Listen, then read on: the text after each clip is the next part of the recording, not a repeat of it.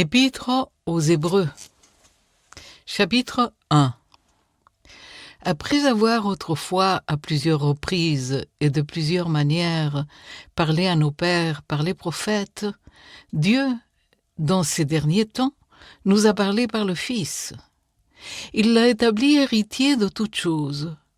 Par lui, il a aussi créé l'univers. Le Fils est le reflet de sa gloire et l'empreinte de sa personne. Et il soutient toutes choses par sa parole puissante. Il a fait la purification des péchés et s'est assis à la droite de la majesté divine dans les lieux très hauts. Il est devenu d'autant plus supérieur aux anges qu'il a hérité d'un nom plus excellent que le leur. Car auquel des anges Dieu a-t-il jamais dit « Tu es mon fils, je t'ai engendré aujourd'hui ».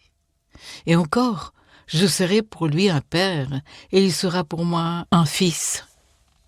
Et de nouveau, lorsqu'il introduit dans le monde le premier-né, il dit que tous les anges de Dieu l'adorent. De plus, il dit des anges, il fait de ces anges des esprits, et de ses serviteurs une flamme de feu.